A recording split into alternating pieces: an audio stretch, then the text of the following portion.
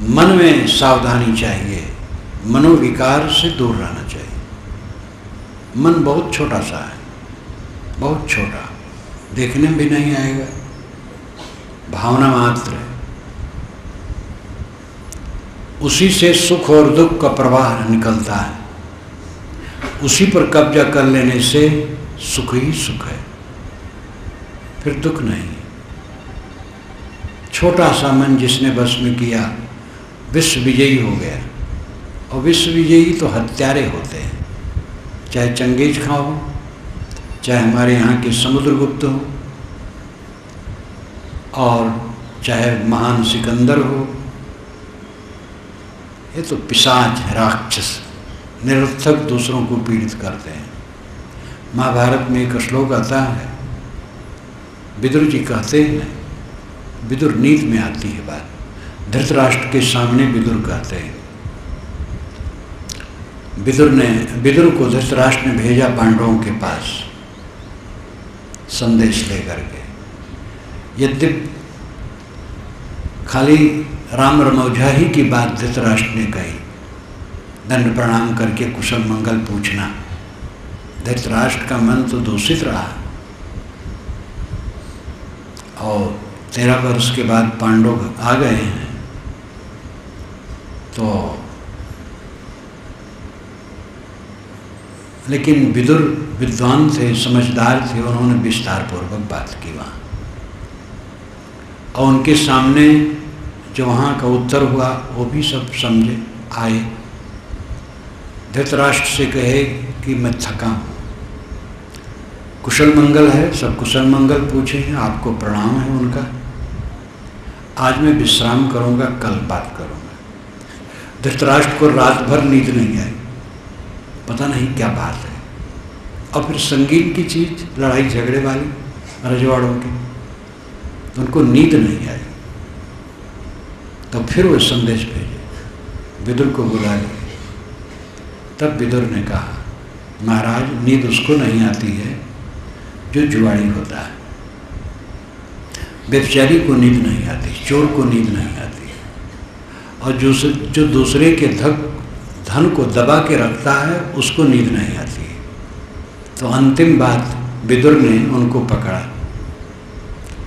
धृतराष्ट्र जुआड़ी नहीं थे, व्यभिचारी नहीं थे, चोर नहीं थे, लेकिन अपने भाई के धन को, राज्य को दबाए थे। तो कहा, महाराज जुआड़ी को, व्यभिचारी को, चोर को नींद नहीं आती, और जो अपने भाई की जमीन को दबा करके रखता है, धन को, उसको नींद नहीं आती। उसी क्रम में उन्होंने कहा है कि जिस बल से हम दूसरे राष्ट्र को पीट पाट करके अपने अधीन करते हैं, उसी बल से अगर अपने राष्ट्र की रक्षा की जाए तो बड़ा कल्याण। इसी प्रकार ये भी समझ लो, जिस मनोबल से आप दूसरे की ईर्ष्या करते हैं, क्रोध करते हैं, लड़ाई करते हैं, झगड़ा करते हैं, विवाद करते हैं, कलह करते हैं, उसी मनोबल और शरीर बल से अगर अपने मन को मारने और अपने दुर्गुणों को जीतने का काम करें तो आपका कल्याण हो जाएगा। हमारी शक्ति हमारे तरफ लगनी चाहिए। काम वासना पर विजय गृहस्थ, विरक्त, स्त्री, पुरुष सबको आवश्यक है। मर्यादा के अनुकूल जो विरक्त हैं, पूर्ण संयमी हो, शुद्ध ब्रह्मचारी हो, और संयम से जो रहेगा, खाने में संयम, मिर्च मसाले उत्तेजित चीज़ें मत खाओ, नमक कम खाओ,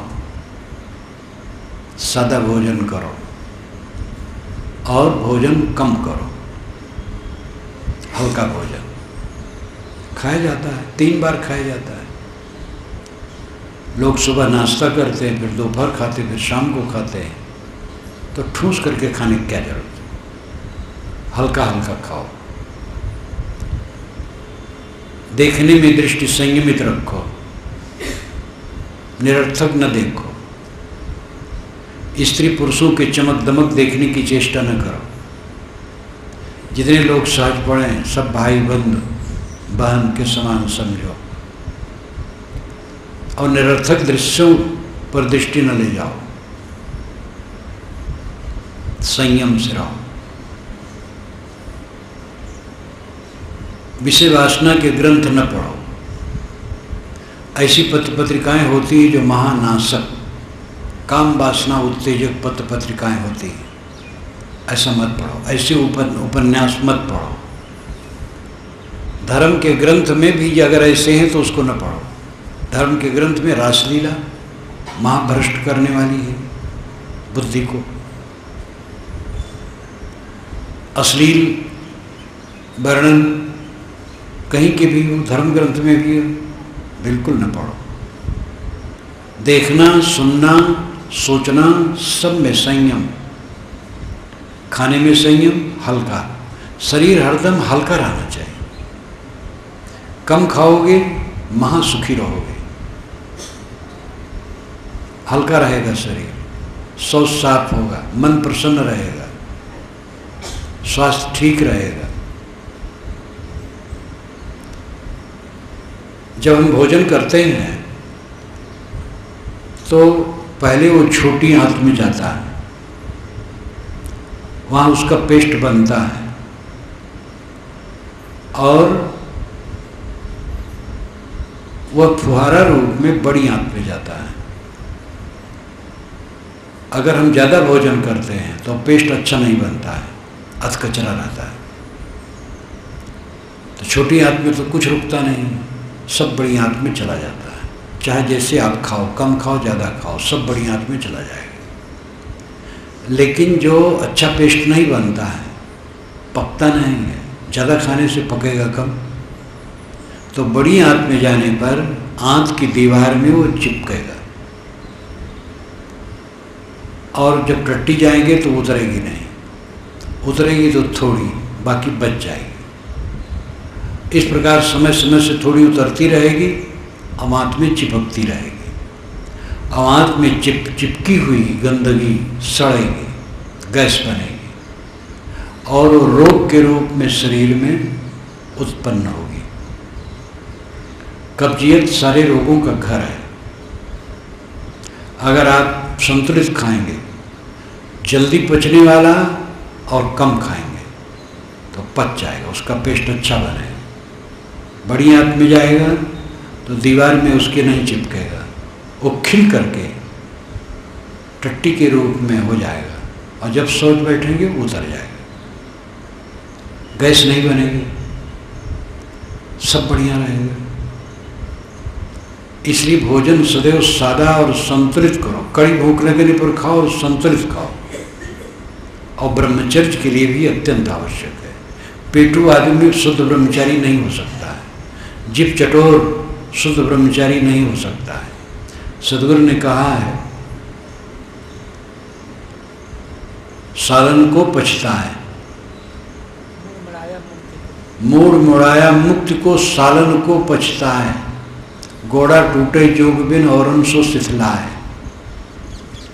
मूड मुड़ाया मुक्ति को, मुक्ति के लिए मूड मुड़ा लिया, और सालन को पछताए, मसालेदार तरकारी के लिए पछताता है। एक बार एक महात्मा ने मुझसे कहा था बढ़ारा में, ये 30 वर्ष पुरानी घटना होगी और पुरानी होगी,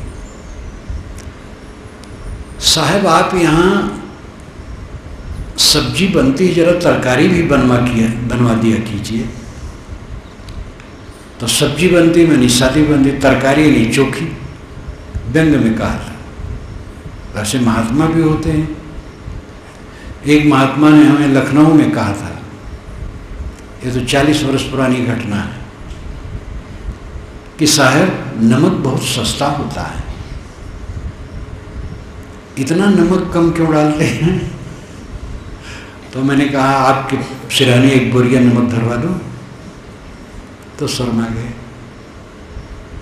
जीव के चक्कर में वो कुछ ध्यान नहीं देते। एक तो समझ की कमी और दूसरे जिप चटोरी, तो और जिप चटोरी बढ़ती है। ये जिप चटोर आदमी शुद्ध ब्रह्मचारी नहीं हो सकता है। इसलिए जिप चटोर न रहो, खबड़ा खबड़ी कोई न रहो। सादा भोजन, सुलभ भोजन, संयमित भोजन और मन संयमित। मन को इधर उधर जाने न दो। सर्वत्र चित्त को रक्षिए, कहूँ जाने नहीं पाए। सो ज्ञानी दृढ़ जगत है, चाहे काम ना खाए। सर्वत्र चित्त की रक्षा करो, कहीं रहो चित्त की रक्षा करो, सब तरफ से चित्त की रक्षा करो, कहीं वो व्यर्थ में न जाने पाए। वही दृढ़ ज्ञानी है जिसको काम वासना नहीं खा पाती है। और वो गृहस्थ विरक्त सबके लिए, नवयुवक, विवाहित नवयुवक दूल्हा दुल्हन के लिए भी संयम की बड़ी जरूरत है। वे संयमित नहीं रहेंगे। जवानी की उत्तेजना में कितने दंपति, उनको होश हवास नहीं है। जवान है, विवाह हुआ, संगत हुई, अब उसी को दाल भात समझ ली। दाल भात भी तो 2-3 बार खाया जाता है। वो इतना नारकी हो जाते हैं कि थोड़े दिन में उनकी मट्टी पलीद हो जाती, बीमार हो जाती। और ऐसे लोगों की दशा ये है कि जो जवानी ही में मर गए, अत्यंत लंपट होने के कारण। जो अधिक खा लेता है वो दूसरे टाइम ठीक से नहीं खा सकता है, और जो कम खाएगा दूसरे टाइम भी खाएगा ठीक से। इसी प्रकार भोग पर जो संयम रखेगा उसका भोग मार्ग भी ठीक रहेगा, और भोग में असंयम करेगा तो उसका भोग केवल रोग बनेगा।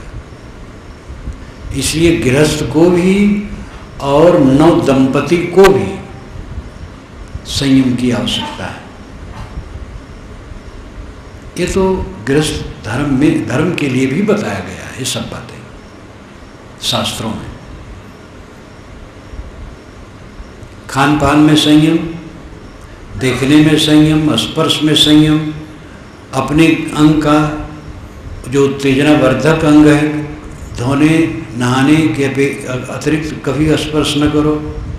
दूसरे के शरीर का स्पर्श ऐसा बिल्कुल न करो।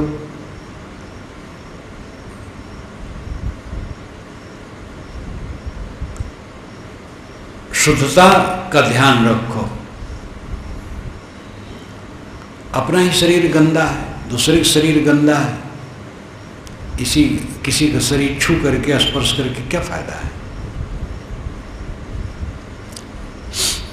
शौचार्थ स्वांग जुगुप्सा परैर संसर्ग, ये योग दर्शन में आता है। शौचार्थ स्वांग जुगुप्सा परैर संसर्ग। शौचार्थ पवित्र भावना रखने से, शुद्धता रखने से, स्वांग जुगुप्सा, स्व अंग जुगुप्सा, अपने अंगों में ही घृणा होती है। जो पवित्रता का भाव रखता है वो अपने ही शरीर में पसीना है, पटट्टी है, पेशाब है, क्या है, लोथ है, तो अपने अंग के लिए ही उसको घृणा होती है। और परैर संसर्ग, दूसरे के संसर्ग से वो अलग रहना चाहता है, दूसरे में चिपकना नहीं चाहता है। इसलिए कोई स्पर्श ऐसा न करो जो विकार उत्पन्न करने वाला है, अपने शरीर का, दूसरे शरीर का।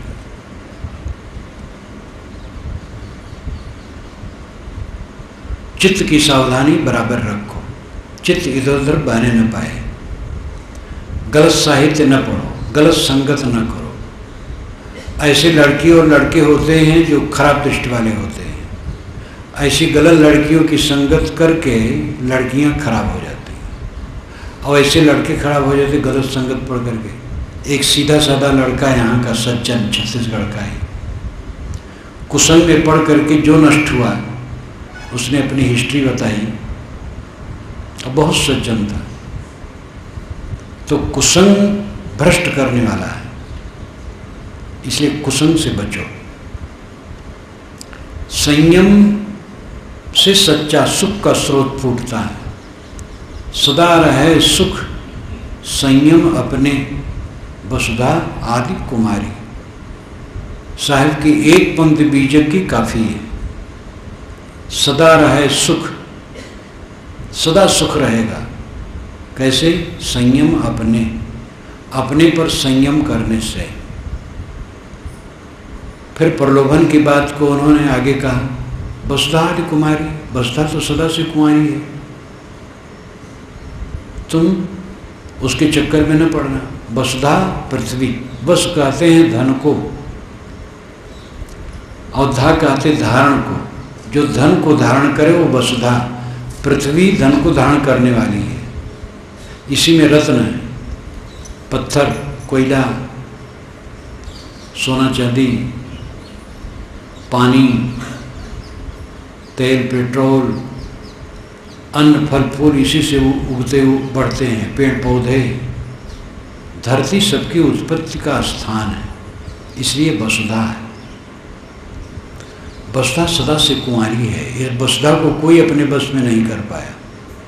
ये वसुधा काहू की न भई। बड़े बड़े चक्रवर्ती चले या चक्रवर्ती बनने के लिए चले और मार काट करके दूसरे को तकलीफ दिए, अपने मरे और कुछ रहा नहीं किसी का। जिस जमीन पर कब्जा हमारा है उस जमीन पर खरबों खरबों लोगों का कब्जा हो चुका है, खरबों खरबों लोगों का कब्जा होगा। जिन कणों से हमारा शरीर बना है, इन कणों से अनेकों का शरीर बना है, और शरीर रहते रहते हमारे शरीर से कण निकल करके आपके शरीर में जाते हैं, आपसे हमारे में आते हैं। मुंह का भाग, नाक का सांस मेरे से आप में जा रहे हैं, आपसे मेरे में आ रहे हैं। कैसा संसार है, बड़ा विचित्र। जिसको हम बिल्कुल अपना मानते हैं, शरीर अपना है, अपना कहाँ, तो कोहरा जैसा है, धुंध जैसा है, कणों का प्रवाह बह रहा है, अपना नहीं। सब कुछ निरंतर परिवर्तनशील है। इस परिवर्तनशीलता को समझ, कर्मशील रहो और मननशील रहो, आत्मसंयमी रहो। घर में विवाद, साथियों से विवाद का कारण हमारा अपना अहंकार है। बड़े बड़े विवाद का कारण झूठा है। कौरव पांडव युद्ध है, मूर्खता का पूरा प्रदर्शन है। धृतराष्ट्र और पांडु दोनों भाई थे। पांडु रोगी तो थे लेकिन आंख वाले थे, धृतराष्ट्र रोगी नहीं थे लेकिन अंधे थे। इसलिए धृतराष्ट्र ने कहा भैया तुम ही चलाओ। पांडु छोटे थे, वही राज करते थे, लेकिन राज पांडु से कोई बच्चा नहीं हो सकता था। तो वह फिर अपनी पत्नी को लेकर के चले गए जंगल। तो कहते तप करने चले गए। तप करते करते कई वर्षों में धर्म को, वायु को, अश्विनी कुमारों को, किनको किनको बुला बुला करके अपनी पत्नी को गर्भवती कराए। ये सब बाहर का तामझाम है। उस जमाने में जंगलों में ब्राह्मण रहते थे तपस्या रूप में, पति पत्नी सहित होते थे, परिवार वाले होते थे, लेकिन उनमें विद्या, शिक्षा, तपस्या ये सब होती थी। और वैदिक परंपरा में ये नियम है कि अपने से बच्चा नहीं होता है तो किसी उत्तम समझदार ब्राह्मण को निमंत्रित करके उससे अपनी पत्नी का गर्भाधान करा लिया जाए, और अपने जात गोत्र से भी कराया जा सकता है। तो सीधी बात है, वो ऋषियों के आश्रम में गए। उस जमाने के जो ब्राह्मण तपस्वी थे, अनुयोग करवा करके वहाँ सब बच्चे हुए, पांचों पांडव। और वो जब थोड़ा बड़े हुए तब ऋषियों ने उनको धृतराष्ट्र के पास भेज दिया। और पांडव तो मर गए। पांडव के लिए ये था कि स्त्री संगत करेंगे तो मर जाएंगे। कुंती और माद्री 2 पत्नियां थी, कुंती अपने को संभालती थी, माद्री भी संभाली लेकिन नहीं संभाल पाई और उसकी संगत की वो मर गए। तो बच्चों को लेकर के धृतराष्ट्र के पास आए। धृतराष्ट्र ने सेवा की और उनको इंद्रप्रस्थ में राज दे दिया गया और राज करने लगे। राज करते करते बहुत बढ़ गया और उन्होंने राजसूयज्ञ किया।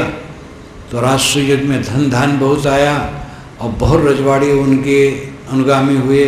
इसमें दुर्योधन को क्लेश हुआ। अब दुर्योधन की वृत्ति ठीक नहीं, उसको चाहिए था कि हमारा भाई ऐसा है, बड़ा है, बड़ा बढ़िया है। उसकी राजधानी अलग थी और वो भी अपना राज करता था, लेकिन उसको ईर्ष्या हुई, तनाव बढ़ा और उसी में सब कांड हुआ। जुआ खेलना, युधिष्ठिर की बुद्धि भ्रष्ट, जुआ में सब कुछ हार जाना, 13 बरस वनवास, अज्ञातवास, दुख दुख दुख। हुआ क्या? दुख के अलावा दोनों को कुछ भी नहीं हुआ। कलह जितना है अहंकार का कारण है। महाभारत युद्ध बेवकूफ़ी का फल है, पूरी बेवकूफ़ी का फल है। ऐसे कोई भी युद्ध हो, घर में युद्ध ऐसा नहीं होता है, वाक युद्ध होता है, ईर्ष्या द्वेष कलह चलता है साथियों में, नरक बनाते हैं अपने जीवन को। क्या ज्ञान, क्या भक्ति। साथियों को देख करके जो जल जाए, ईर्ष्या करे, अनिष्ट कामना करे, कट बोले उनके लिए, वो क्या सुखी रह सकता है? इतनी भी अकल, इतनी भी साधना, इतनी भी समझ अगर नहीं आई है, इतना भी धैर्य नहीं है कि साथियों से समता और प्रेम से बरत सकें, तो और आगे क्या कर सकते हैं? जो रात दिन के मिलने वाले हैं, साथी हैं, सहयोगी हैं, उनको देख करके मन खुश होना चाहिए, मीठा वचन बोलना चाहिए। महाभारत में आता है कि जो राजा अपने नेत्रों से प्रजा को पी लेता है, प्रजा उसके अनुकूल होती है। प्रजा को देखा, प्रेम से देखा, यही पी लेना है, प्रजा खुश हो जाती है। तो प्रेम से देख न सको, प्रेम से बात न कर सको, ईर्ष्या करो, द्वेष करो, कलह करो, कौन सुख होगा? और ये कमी अहंकार बस अधिकतम है। पति पत्नी में बैठता नहीं, पिता पुत्र में बैठता नहीं, भाई भाई में बैठता नहीं। अगर गुरु शिष्य में भी नहीं बैठता, गुरु भाई में नहीं बैठता, तब जनता कहाँ जाएगी, कहाँ आदर्श लेगी? साधु साधु में न बैठता हो, ईर्ष्या द्वेष चलता हो, कट वचन चलता हो, तब गृहस्थ कहाँ से आदर्श लेंगे? तब तो डूबा है। ऐसे साधु वेशधारी को तो भेष उतार करके धर देना चाहिए, घर में चला जाना चाहिए, कम से कम कलंकित तो न करे। क्योंकि साधु के पास और कुछ न हो, रहनी होनी चाहिए। हमारे कपड़े फटे हो तो हमारी कोई बदइज्जती नहीं, हमें भोजन 1-2 दिन न मिले, कोई बदइज्जती नहीं। गृहस्थ के लिए है भाई, खाने को नहीं आटता है, तो लोक दृष्टि से गृहस्थ को बदइज्जती लगे। साधु को खाने न मिले, कोई बदइज्जती नहीं। लेकिन साधु अगर क्रोध करता है, काम के बस है, लोभ के बस है, मोह के बस है, लालची है, लंपट है, वो कुछ नहीं हो, बेकार है उसका वेश। साधु नैतिकता, साधना, शांति के मानदंड है, पत्थर की मील है, आदर्श है। आए साधु बाबा आनंद भई नगरी, ये बचपन में मैंने भजन सुना था। साधु आवत देख के हस्ती मेरी दे। साहब ने तो कबीर अमृत वाणी में बहुत कहा, सूत्र रूप में, बीजक में भी है ही है। साधु की संगत से चित्त खिल जाए, और साधु स्वयं क्रुद्ध है, कटुभाषी है, लंपट है, लोभी है, मोही है, ईर्ष्यालु है, द्वेषी है, क्या वो समाज को देगा? नैतिकता पर जोर दो, मन को ठीक करो, छोटा सा मन मज करके शुद्ध हो जाना चाहिए। उबड़ खाबड़ हमारे मन में बहुत है, गांठे बहुत हैं, सरल चित्त बनो, अपने चित्त को सीधा सरल रखो, उसमें गांठ न है, निर्ग्रंथ मन। मनोवैज्ञानिक उसको कहते हैं कॉम्प्लेक्स फ्री। हम लोग ग्रंथियां कहते हैं, वे लोग कॉम्प्लेक्सस कहते हैं। भाषा का अंतर है, बात एक। कॉम्प्लेक्सस ना हो, ग्रंथियां ना हो, द्वेष की ग्रंथि, मोह की ग्रंथि, जो थोड़ा अनुकूल का मोह हो गया, प्रतिकूल का द्वेष हो गया।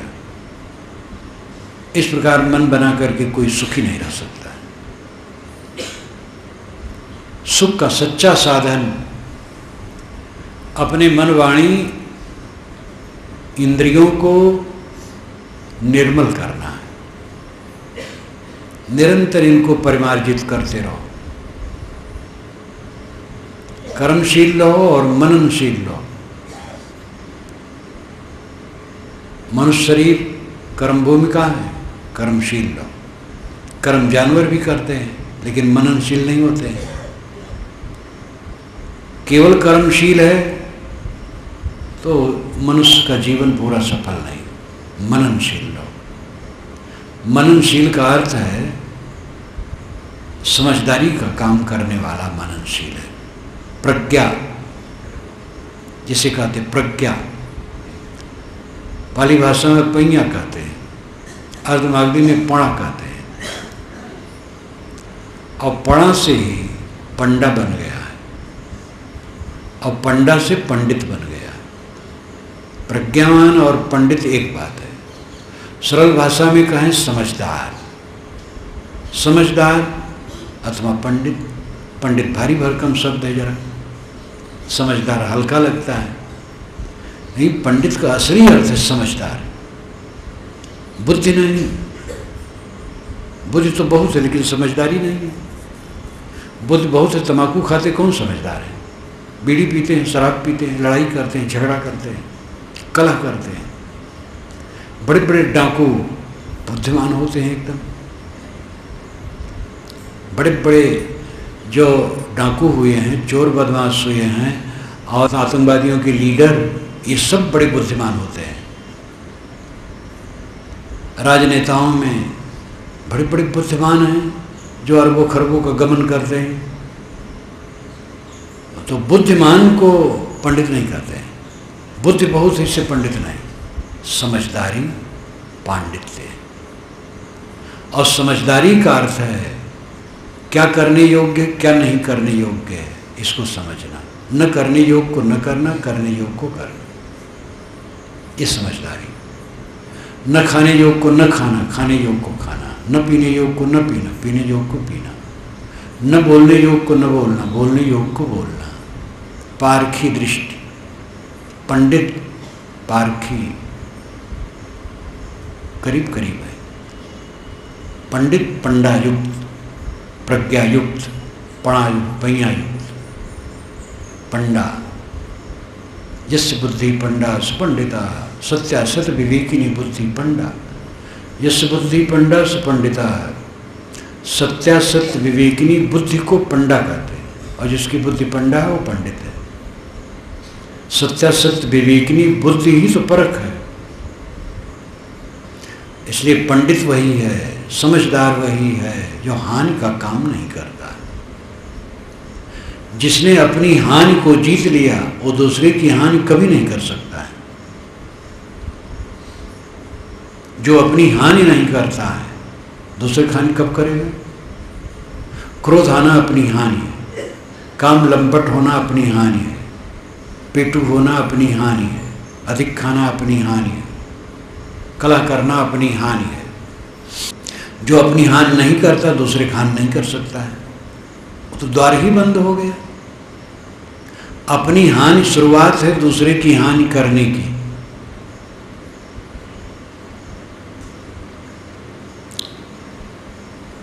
जिसने अपनी हानि छोड़ दी उसके द्वारा दूसरे की हानि कभी संभव ही नहीं। अपनी हानि अपने मन को, वाणी को, इंद्रियों को विचलित करना है। और जो अपने मन, वाणी, इंद्रियों को विचलित नहीं करता है वो दूसरे कैसे हानि करेगा? संयत मन, संयत वाणी, संयत कर्म, तो दूसरे की हानि उसके द्वारा होगी ही नहीं। अहिंसा, पूरा जीवन अहिंसा में, हिंसा का त्याग, ये सुख का रास्ता है।